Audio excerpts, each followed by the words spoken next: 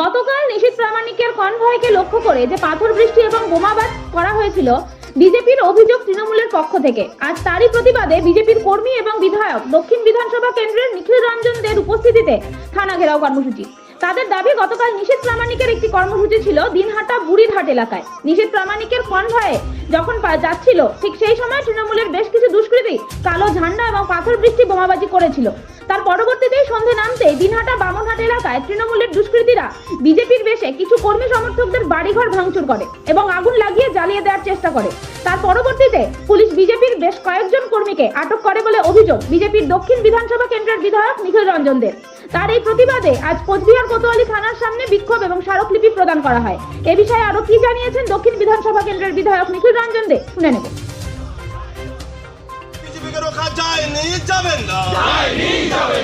কেন্দ্রীয় মন্ত্রীর উপর হামলা করে বিজেপির রাজপথে আন্দোলন আটকানো যায়নি, যাবেন না।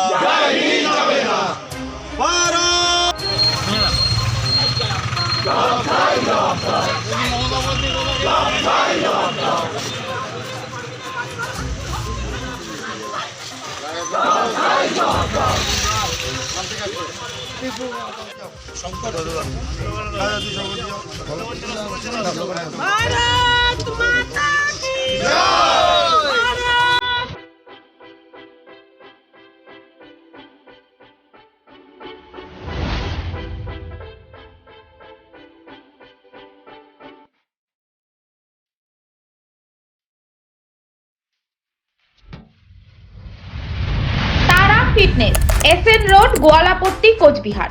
রাজপথে আন্দোলন আটকানো যায়নি, যাবেন না। ভারত মাতা কে বলো, বলো ভারত মাতা কে। বিজেপি জিন্দাবাদ, বিজেপি জিন্দাবাদ। কোচবিহারে শান্তি স্থাপন করতে গতকালকে আমাদের কেন্দ্রীয় স্বরাষ্ট্র প্রতিমন্ত্রী মাননীয় নিশীথ প্রামাণিক দিনহাটার বুড়িরহাট, সাহেবহাট, সাহেবগঞ্জের এই সমস্ত বিভিন্ন জায়গায় যারা বিজেপির কার্যকর্তারা আক্রান্ত হয়েছিল তাদের বাড়ির ঘর দেখাশোনা করবার জন্য তিনি যাচ্ছিলেন। আর বুড়িরহাটে সেখানকার তৃণমূল কংগ্রেসের সমর্থকরা তারা অতর্কিতে আমাদের কেন্দ্রীয় প্রতিমন্ত্রীর গাড়িতে হামলা করে, গাড়ির ঢিল মেরে কাঁচ ফাঁস ভেঙে দেয়। আমাদের কার্যকর্তাদের উপরে তারা পাথর বর্ষণ করে, ইট বর্ষণ করে এবং সেখানে একটা রণক্ষেত্রের পরিস্থিতির সৃষ্টি হয়। এবং পরবর্তীকালে আমাদের উত্তরবঙ্গের উন্নয়ন মন্ত্রী তিনি নিজেকে জাহির করবার জন্য, তিনি ভাবেন যে দিনহাটা তার পৈতৃক সম্পত্তি, তিনি নিজেকে জাহির করবার জন্য যে ধরনের হেড স্পিচ তিনি গতকালকে দিয়েছেন। আর তারপরে আমরা দেখলাম রাত্রিবেলা একের পর এক আমাদের কার্যকর্তাদের বাড়িঘর ভাঙচুর করা হলো, লুটপাট করা হলো। শুধু তাই নয়, গতকালকে রাত্রে এখন পর্যন্ত 21 জনকে আমাদের বিজেপির কার্যকর্তাদেরকে অ্যারেস্ট করা হয়েছে। ওরা মারলো অথচ আমাদের কার্যকর্তাদেরকে অ্যারেস্ট করা হলো।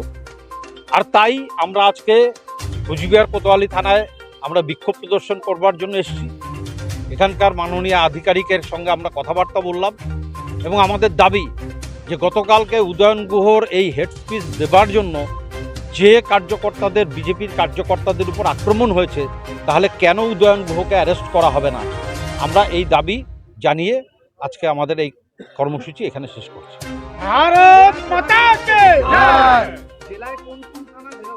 এখন পর্যন্ত আমার কাছে যেটুকু খবর আছে, পুন্ডিবাড়ি, তুফানগঞ্জ, এখানে বাকিগুলো এখন অবধি আমার কাছে খবর নেই। বাকিগুলো খবর নিয়ে বলতে পারি।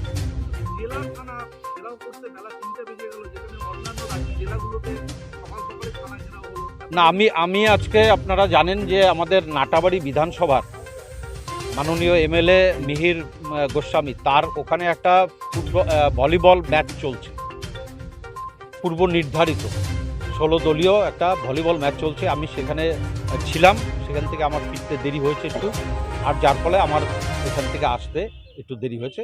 আর তাছাড়া অন্য কোনো ব্যাপার। ঠিক আছে, চলো।